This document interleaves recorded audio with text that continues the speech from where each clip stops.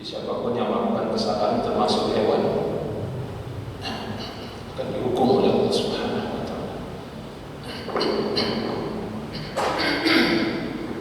Nah, ini saja bedanya kita dengan hewan.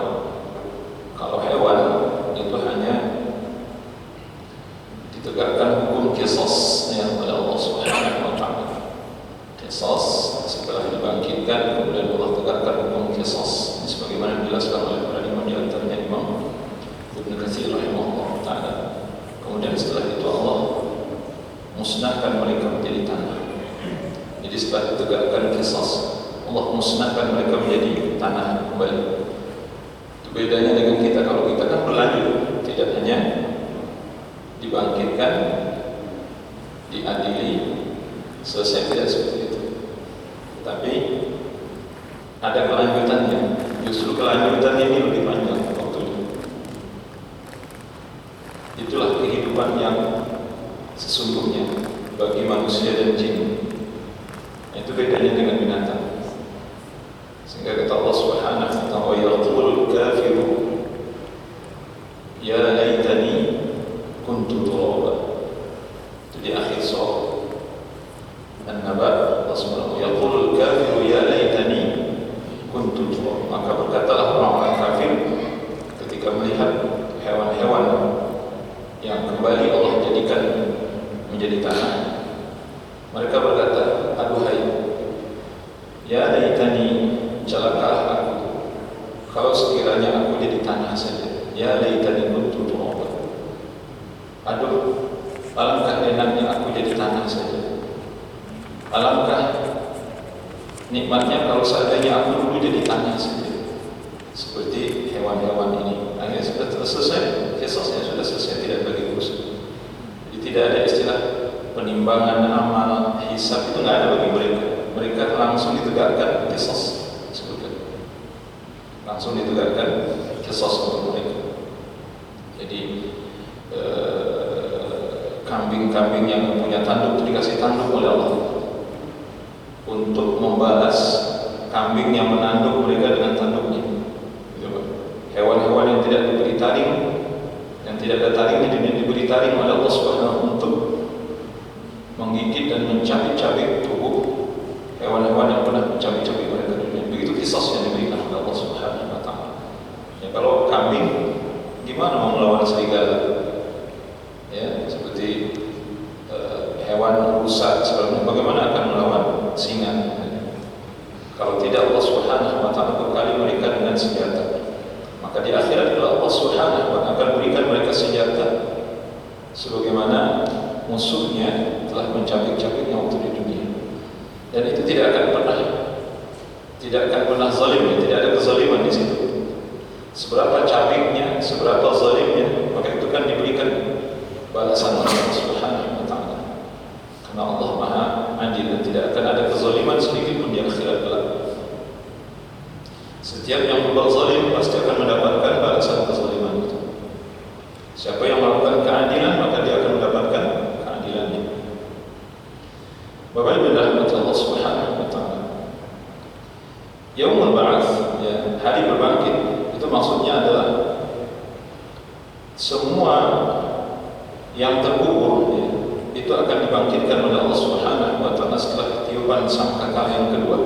Jadi tiupan sangkakala yang pertama itu meluluh lantakkan dan menghabiskan, menyapu semua apa yang ada di langit dan apa yang ada berikut dengan langit dan buminya. Tidak ada yang tersisa. Langit dan bumi itu tidak ada yang tersisa dengan tiupan sangkakala oleh malaikat Israfil alaihissalam. Bapak Ibu rahmat Allah, kita tidak bisa bayangkan ya betapa dahsyatnya tiupan tersebut sampai merontokkan seluruh alam. Ya, 7 lapis langit, 7 lapis bumi itu akan habis semuanya, habis seluruh. Jadi tidak ada yang tersisa. Dan kemudian nanti Allah Subhanahu wa taala akan ganti dengan langit dan bumi yang baru. Bapak Ibu rahmat Allah Subhanahu wa taala, Allah sebutkan dalam Al-Quran. Jadi bumi ini dengan bumi yang baru, langit Allah ganti dengan langit yang baru. Jadi bukan bumi langit ini juga, bukan. Itu satu pendapat. Allah Alam, ini pendapat yang kalau kita lihat ini insyaAllah. Tapi ada lagi yang mengatakan bahwa bumi dan langit itu ini juga, tapi kemudian diperbaharui oleh Allah. Jadi bumi dan langit disesuaikan dengan kondisi akhirat, itu maksudnya. Jadi bumi langit untuk akhirat, itu maksudnya. Kalau ini kan bumi langit untuk dunia, bumi langit untuk dunia. Ini bumi langit dunia. Nanti ada bumi dan langit untuk akhirat. Jadi khusus itu, buminya khusus, langitnya khusus. Bapak Ibu rahmat Allah Subhanahu wa taala.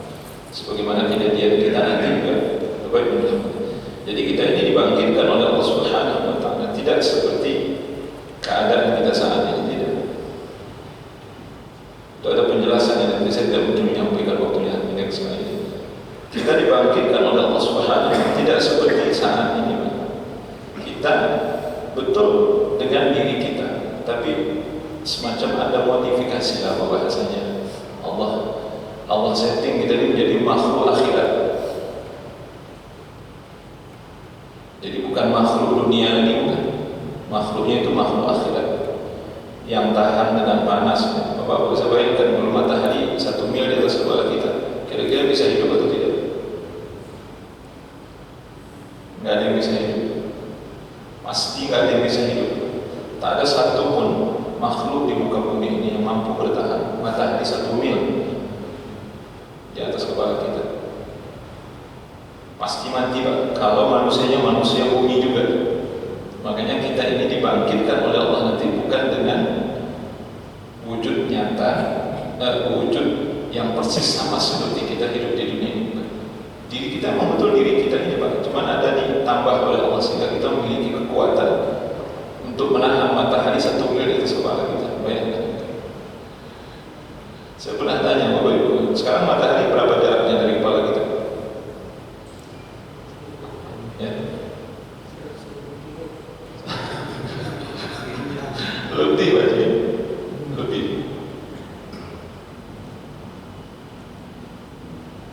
150 juta kilo. Saya pernah dengar itu. Mungkin kira-kira segitu. 150 juta kilometer.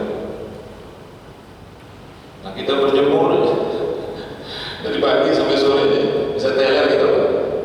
Ini matahari ini, pas matahari lagi panas kita berjemur dari pagi sampai sore bisa teler gitu, Pak. Baik, udah. Nah, nanti kita berjemur berapa lamanya? Sekitar 50.000 tahun. Kita berjemur 50.000 tahun karena proses yang disebutkan mulai dari dibangkitkan itu sampai nanti semua proses, apakah itu hisab, penimbangan, kemudian adanya telaga sampai ke meniti, Pak. Selesai semua itu disebutkan para ulama 50.000 tahun di padang mahsyar 50.000 tahun. Itu baru di mahsyar. Itu belum masuk surga, belum masuk neraka, itu baru di mahsyar. Kita bisa bayangkan betapa susahnya hidup kita. Nah, inilah kerugian yang teramat besar dan penyesalan yang tidak akan pernah ada ujungnya dari orang-orang yang tidak mau menggunakan akal sehatnya, tidak mau beramal saleh. Mereka yang menghias dirinya dengan dosa dan maksiat. Bapak Ibu rahmat Allah Subhanahu wa taala. Abu Hurairah radhiyallahu anhu meriwayatkan dari Rasulullah sallallahu alaihi wasallam, Rasulullah bersabda, "Ma baina an-nakhkhatain arba'un." Qalu, "Ya Abu Hurairah, 40 yawman?" Kata Rasulullah sallallahu alaihi wasallam, sabda, antara tiupan pertama dengan tiupan kedua itu lamanya selama 40. Sahabat yang lain bertanya, "Wahai Abu Hurairah, itu maksudnya?" Atau murid-muridnya Abu Hurairah bertanya, Maksudnya 40 hari kah? Qala abaitu, kata Abu Hurairah, aku mengabaikan pertanyaan itu. Qalu 40 syahran, apakah 40 bulan? Qala abaitu, kata Abu Hurairah, aku abaikan. Ya, aku maksudnya tidak menjawab itu. Qala 40 sana, apakah ini maksud 40 tahun?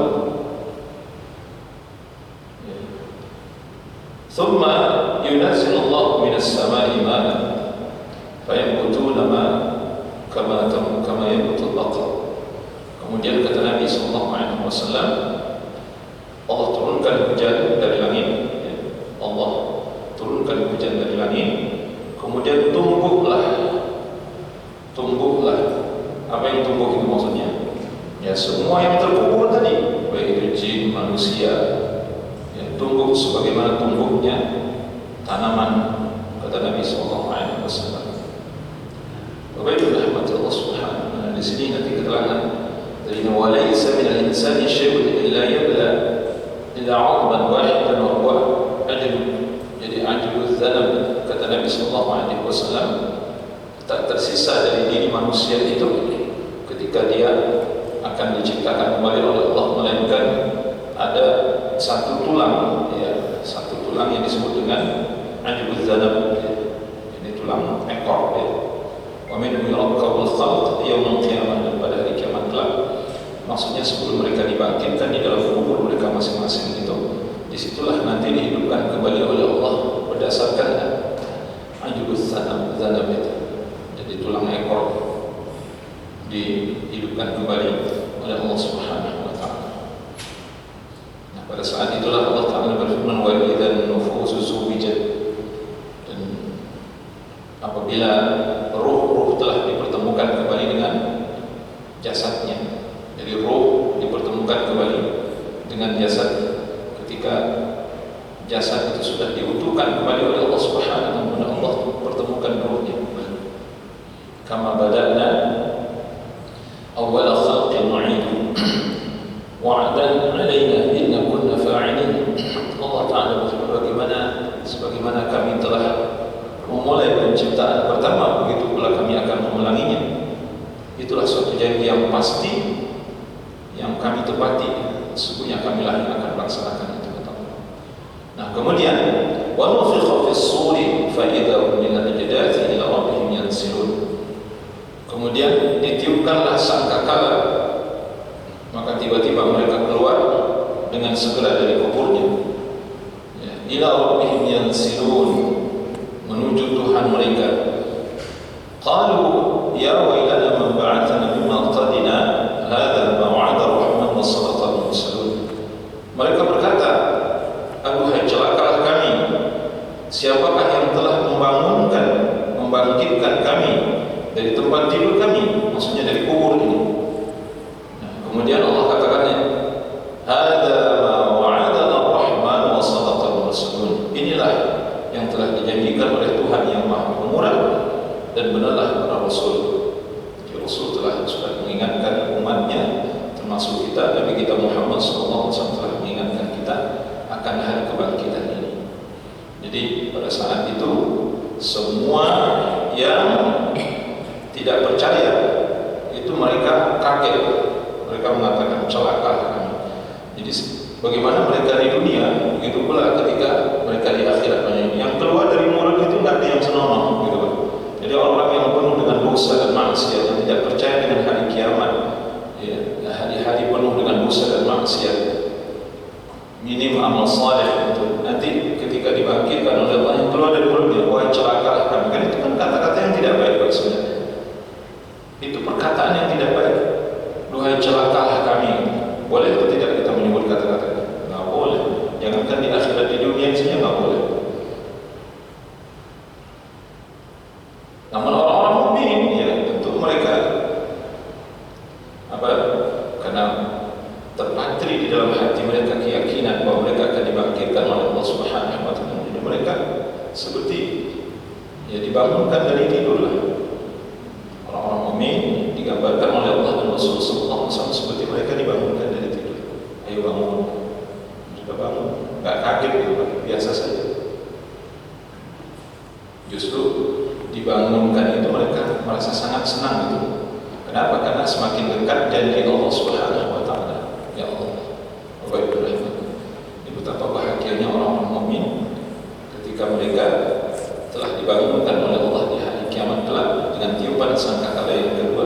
Senang sekali mereka menghadap Allah Subhanahu wa taala, tapi tidak dengan orang-orang kafir, orang-orang musyrik, orang fasik, orang munafik, para pendosa.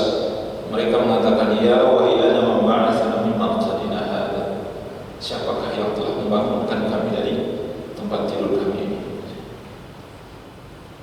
Yauma yasma'una as-sayhata bil haqq, dzalika yaumul khuruj. Dalam surah Qaf ayat 42 Allah sebutkan, pada hari itu mereka mendengar teriakan yang sebenar-benarnya. Itulah hari keluar dari kubur. Teriakan maksudnya itu tiupan sangkakala itu yang dimaksud. Karena pekikan, teriakan, suara yang keluar dari tiupan sangkakala itu membuat semua yang ada di dalam kubur menjadi kaget itu. Saking kerasnya teriakan itu, saking kerasnya suara tiupan itu. Maka Allah sebutkan di sini, yaitu pada hari mereka mendengar teriakan dengan sebenar-benarnya. Padahal tidak ada teriakan sebenarnya, itu sebagai hasil dari tiupan sangkakala oleh malaikat Israfil alaihissalam. Sehingga mereka kaget, apa suara apa ini, sangat keras sekali dengaran oleh mereka. Yauma yaqumun nasu li rabbil alamin. Kata Allah dalam surah Al-Mutaffifin ayat 6, yaitu hari ketika manusia berdiri menghadap Tuhan mereka. Jadi mereka bangun dari kubur mereka dan mereka berjalan tanpa suara. Yang terdengar itu disebutkan cuma derap kaki saja. Tidak ada penjelasan begitu tentang hal itu. Karena tidak ada yang berani mengeluarkan suara pada saat itu. Karena setiap mereka merasa sangat takut di hadapan Allah Subhanahu wa taala. Jadi ketika itu Bapak Ibu rahmati, bukan hanya orang-orang mukmin saja. Ketika mereka sudah diberitahunya orang-orang mukmin, seperti kita katakan tadi, mereka sudah tahu dari awal bahwa mereka senang sebenarnya. Mereka senang. Dan orang-orang mukmin tidak bersuara ketika itu bukan karena mereka ketakutan, bukan. Mereka senang gitu. Tapi beda dengan orang-orang kafir. Mereka diam pada saat itu bukan karena mereka senang, mereka ketakutan. Saking takutnya jika tidak mampu untuk berbicara. Ada ulama mengatakan bahwa mereka hanya mampu berbisik-bisik. Ini ada apa ini? Ya, kita mau digiring kemana ini? Jadi ketidakyakinan mereka itu sampai begitu, Bapak Ibu rahmatullah subhanahu wa ta'ala. Nah, kemudian setelah mereka, ya kita lihat ini ayat yang lain misalnya, yauma tashaqqaqul ardu 'anhum sira'an dzalika hasyun 'alaina yasir. Yaitu pada hari kata Allah di mana bumi dibelah-belah. Jadi bumi ini dibelah-belah oleh Allah Subhanahu wa taala. Sebenarnya bukan seperti yang kita bayangkan, Pak. Bumi itu dibelah di mana orang itu dikuburkan. Jadi pas di mana mayatnya dikubur itu dibelah oleh Allah. Bumi itu maksudnya dibuat tanah itu dibelah supaya mereka bisa keluar. Itu maksudnya. Menampakkan mereka lalu mereka keluar dengan cepat. Yang demikian itu adalah pengumpulan yang sangat mudah bagi kami, kata Allah Subhanahu wa taala. Surah Al-Hasyr ayat 24. Atau dalam ayat yang lain, ini yang sering kita baca setiap hari Jumat. Wa yawma nusayyirul jibala wa tara al-ardha barizatan wa hasyarnahum falam nughadir minhum ahada. Dan ingatlah akan hari yang ketika itu kami menjalankan gunung-gunung dan kamu akan melihat bumi.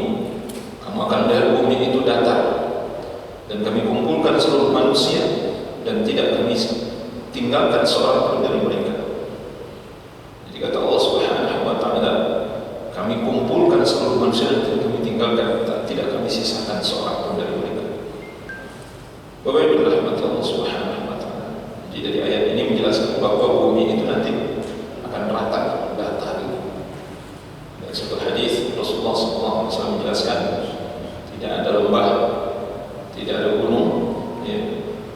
tidak ada bukit, tidak ada pohon, tidak ada tanda. Bahkan Nabi menyebutnya di situ tidak ada tanda, Jadi tidak ada tanda. Jadi kalau kita lewat di sini kita akan lupa gitu maksudnya, karena tandanya nggak ada.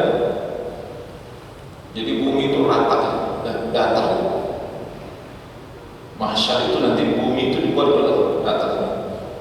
Dan manusia di akhirat itu adalah benar selama 50.000 tahun itu nggak ada duduk, nggak ada berbaring, mereka seluruhnya berdiri sampai mereka ditetapkan oleh Allah apakah mereka menjadi penghuni surga atau menjadi penghuni neraka. 50.000 tahun itu berdiri saja, tidak pernah duduk. Coba bayangkan betapa mengerikan nanti di akhirat itu. Pokoknya berrahmat Allah Subhanahu wa ta'ala. Kemudian lebih dari itu, ya, dalam hadis yang sahih, setiap manusia ketika dibangkitkan itu mereka akan berkeringat, ya, karena matahari kita katakan tadi 1 mil di atas kepala, maka setiap mereka akan mengeluarkan keringat yang sangat banyak sesuai dengan apa yang telah mereka lakukan selama di dunia ini. Semakin banyak dosa, semakin banyak keringat, semakin panas matahari itu. Semakin sedikit dosa, ya, semakin banyak amal-amal saleh, maka Allah Subhanahu wa ta'ala berikan naungan kepada mereka sehingga matahari itu tidak terasa panas. Jadi tidak setiap orang merasakan panas matahari itu.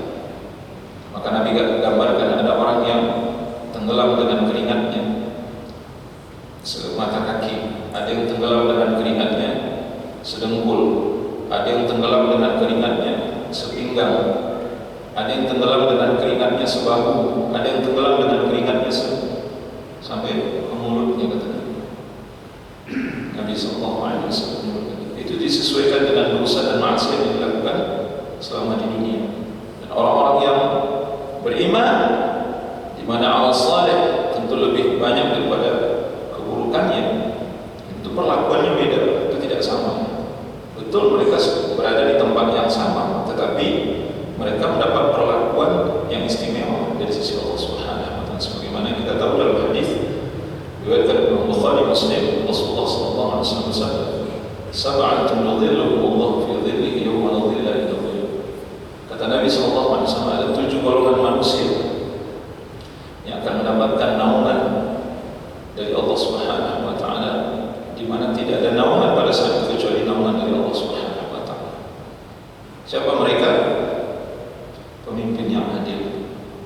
Ya Allah, kalau kita mengingat, kita bawakan ke negeri kita ini, kita bawa negeri kita ini. Kita nggak usah lihat negeri-negeri yang lain, negeri kita saja. Alangkah beruntungnya pemimpin yang adil. Tapi alangkah meruginya pemimpin yang zalim dan tidak adil. Nanti akan kita lihat di akhirat. Hukuman untuk pemimpin itu jauh lebih berat dibandingkan hukuman untuk rakyat.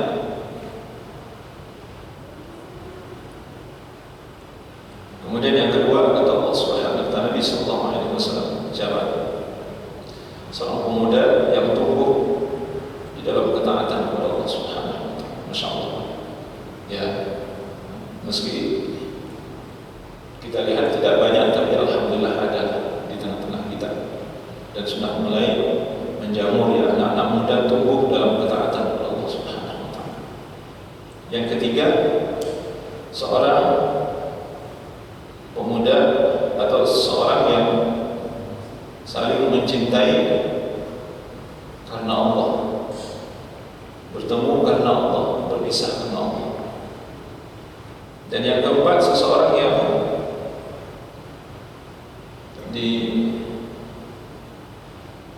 digoda oleh wanita cantik yang memiliki kedudukan untuk berbuat zina, tapi dia menolak wanita itu. Dia katakan, aku takut kepada Allah. Yang kelima, seorang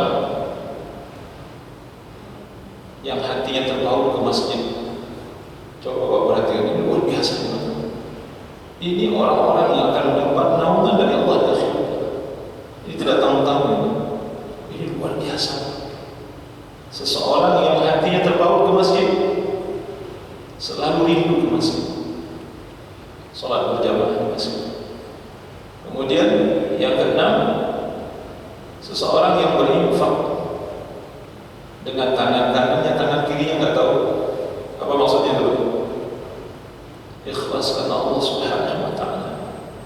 Ini orang yang berinfak ikhlas kepada Allah Subhanahu wa taala. Yang ketujuh, seseorang yang bersendirian di tengah malam, kemudian dia menangis mengingat dosa-dosanya. Artinya dia bangun malam, kemudian sholat tahajud, dia ingat dosa dan kesalahan, kemudian dia menangis. Ini orang, kata Nabi Sallallahu Alaihi Wasallam, yang dapat perlindungan dari Allah Subhanahu wa taala di akhirat. Bapak Ibu, jadi bukan tidak ada orang yang diselamatkan oleh Allah Subhanahu wa taala. Itu manusia-manusia khusus ya. Dan mereka berhak mendapatkan itu. Mereka berhak mendapatkan itu. Tapi manusia-manusia pendosa, orang-orang munafik, orang-orang zalim, orang-orang fasik, musyrik, kafir, ya, mereka menggelepar, ya, seperti apa? Seperti seseorang yang dihukum di dalam tempat panas, ya, gimana? Baik, nanti akan ada hadis Nabi mengatakan bahwa ada orang yang dimasukkan ke dalam periuk, kemudian api dihidupkan di bawahnya, persis seperti itu. Ya Allah, itu gambarannya orang-orang kafir, munafik. Mereka tidak akan selamat nanti di hadapan Allah Subhanahu wa taala. Dan itu berlangsung sekian lama sekali, lama. Ya, sehingga kalau dalam Al-Qur'an itu yauman, yang pada hari itu, ya, mereka merasakan kehidupan di dunia ini hanya satu hari atau setengah hari. Jadi bila dibandingkan dengan kehidupan mahsyar itu, Pak, ketika mereka berada di mahsyar itu, setelah dikumpulkan di mahsyar itu, ditanya kepada mereka, berapa lama kamu tinggal di dunia? Apa jawab mereka? Hanya satu hari atau setengah hari. Subhanallah, itu saking lamanya di mahsyar. Itu di mana? Kita ngomongin mahsyar, Pak. Ini belum surga dan neraka yang kita sebutkan itu. Surga neraka itu kekal. Surga neraka kekal di sisi Allah Subhanahu wa taala. Ini mahsyar itu tidak kekal. Maka dalam beberapa riwayat kita sebutkan, disebutkan oleh para ulama, bayangkan 50.000 tahun, mana ada umur orang yang sampai 50.000 tahun. Umur yang paling panjang adalah umur Nabi Nuh dan umatnya. 1000 tahun lebih kurang. Nabi Nuh sendiri 950 tahun. Mana ada orang sampai 2.000 tahun, 3.000 tahun tidak ada. Ini 50.000 tahun disebut. Allah Subhanahu wa taala. Maka ketika mereka sudah tidak mampu lagi, sudah tidak kuat lagi dengan matahari yang satu mil di atas kepala mereka, dan tidak ada kepastian, kan tidak ada kepastian juga, maka mereka berlarian kian kemari, teriak satu sama lainnya, karena sudah tidak tahan. Beda dengan di awal-awal tadi. Di awal-awal itu mereka masih diam, tapi sekarang sudah tidak kuat lagi untuk menahan matahari yang satu mil di atas kepala, dan tidak ada kepastian untuk mereka. Kita ini mau diapain ini? Kenapa kita dibiarkan seperti ini? Akhirnya mereka berbondong-bondong datang kepada Nabi Adam. Ini hadis diriwayatkan oleh Imam Bukhari, Muslim, terkait dengan syafaatul kubra. Mereka minta kepada Nabi Adam, wahai Adam, engkau adalah bapa dari manusia, maka berilah kami syafaat. Jangan kau biarkan kami seperti ini, kami sudah tidak tahan lagi. Kata Nabi Adam, Allah lagi murka, dan saat ini kemurkaan Allah sampai pada puncaknya. Tidak pernah Allah semurka ini. Kata Nabi Adam, dan aku tidak bisa memberikan syafaat kepada kalian karena aku pernah berbuat salah. Datanglah kalian kepada Nuh. Nabi Nuh juga demikian, menyebutkan uzurnya. Kata Nabi Nuh, datanglah kalian kepada Nabi Ibrahim. Nabi Ibrahim juga mengatakan uzurnya, menyampaikan uzur, aku tidak bisa. Datanglah kalian kepada Musa. Demikian pula Nabi Musa mengatakan, aku ada uzur, ya, artinya aku memiliki kesalahan. Datanglah kau kepada Isa. Nabi Isa juga demikian. Akhirnya Nabi Isa mengatakan, datanglah engkau kepada Muhammad. Akhirnya mereka datang kepada Nabi Muhammad SAW. Muhammad disebutkan dalam hadis itu, beliau tersungkur di hadapan Allah Subhanahu, tersungkur, kemudian memuji Allah dengan pujian yang melebihi dari apa yang pernah beliau ucapkan selama beliau di dunia ini. Ini nanti kalau kita belajar tentang Asmaul Husna, Bapak Ibu rahmati Allah, bahwa nama-nama Allah itu tidak terbatas hanya 99 atau 100. Nanti akan ada bahasan, mungkin kalau Bapak Ibu mengikuti pembahasan ini, saya sarankan Bapak Ibu untuk beli buku fikih Asmaul Husna yang ditulis oleh Syekh Profesor Dr. Abdul Razak bin Abdul Muhsin Al-Badari. Saya di beberapa tempat sedang membahas kitab itu di majlis, beberapa majlis ibu-ibu. Bagus sekali Pak, bagus sekali. Jadi di situ disebutkan bahwa nama-nama Allah Subhanahu wa Ta'ala tidak hanya terbatas pada 99 atau 100 nama, sebagaimana Allah sebut inna lillahi tis'atan wa tis'ina isman illa wahidan man ahsahu dakhala jannah. Kata Nabi sallallahu alaihi wasallam, sesungguhnya Allah memiliki nama 99 kecuali satu, ya kurang satu, maksudnya kurang satu, ya siapa yang mengamalkannya, man ahsaha dakhala jannah, maka dia masuk surga, kata Nabi sallallahu alaihi wasallam. Dari hadis ini menjelaskan kepada kita nama Allah itu 99, tapi sebagaimana dijelaskan oleh para ulama, penyebutan angka oleh Nabi 99 itu bukan untuk membatasi nama Allah Subhanahu wa Ta'ala. Artinya Nabi kita Muhammad sallallahu alaihi wasallam itu sudah memuji Allah dengan 99 nama ini, bahkan lebih banyak dari itu.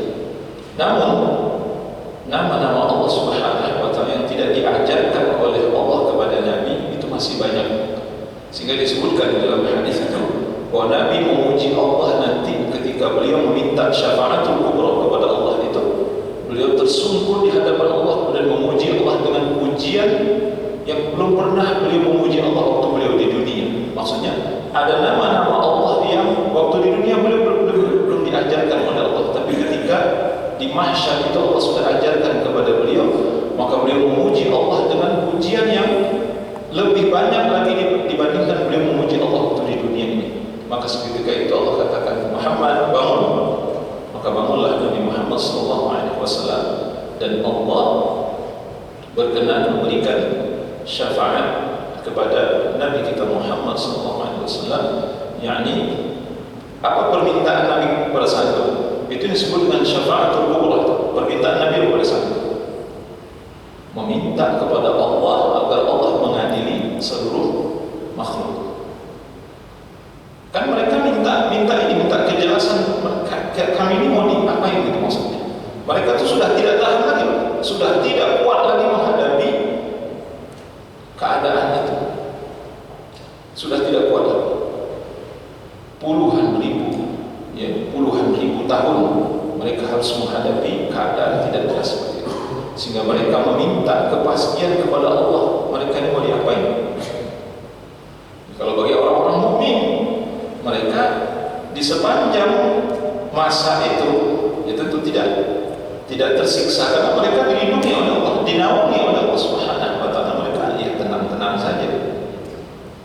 50.000 tahun misalnya selama itu, ya orang mukmin ya tenang-tenang saja, merasakan kenikmatan. Kenapa? Karena dinaungi oleh Allah Subhanahu wa Ta'ala, sebagaimana kita sebutkan. Tetapi kebanyakan manusia, mereka inilah yang meminta kejelasan status mereka. Itulah yang dimintakan oleh Nabi SAW kepada Allah, dan Allah menampakkan dirinya.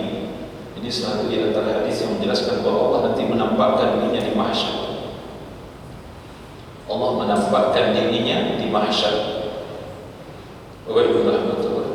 Pada saat itulah Allah Subhanahu wa Ta'ala menegakkan, mulai menjalankan prosesi pengadilan. Yang pertama tentu Allah Subhanahu wa Ta'ala, Allah Subhanahu wa Ta'ala di sini disebutkan dalam satu hadis, ma minkum min ahadin illa sayukallimu Allah rabbah, sayukallimu laisa bainahu wa bainahu terjemahan fayanzur ayman minhu fala yara illa ma qaddam min amalihi wa yanzur ash'am minhu fala yara illa ma qaddama wa yanzur baina yadayhi fala yara illa an-nar tilqa wajhi fattaqun nar walau bisyikil tamr. Kata Nabi sallallahu alaihi wasallam dalam satu hadis, tak seorang pun dari kalian melainkan kalian akan diajak bicara oleh Allah Subhanahu wa taala di akhirat, maksudnya di mahsyar, nanti panggil satu-satu. Nah, ini proses hisab ini. Proses hisab. Jadi kita ini dipanggil satu-satu. Makanya mungkin kita tanya juga, kenapa lama sekali ya, kenapa tidak dipanggil berkelompok gitu misalnya, atau berombongan, tidak, satu-satu.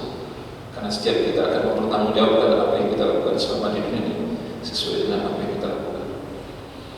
Setiap kalian akan diajak bicara oleh Allah Subhanahu wa taala. Laisa bainahu wa bainahu tarjuman. Dan tidak ada penerjemah. Enggak ada yang menerjemahkan antara Allah dengan kita, dia Allah langsung berbicara. Maka orang yang diajak bicara ini melihat ke arah kanannya, tidak ada yang dilihat kecuali amal yang sudah pernah dilakukan dari amal kebaikan. Kemudian dia melihat ke arah kiri, tidak ada yang dilihat melainkan amal-amal keburukan yang pernah dia lakukan waktu selama di dunia. Dan ketika dia memperhatikan ke depan, maka yang dia lihat adalah neraka.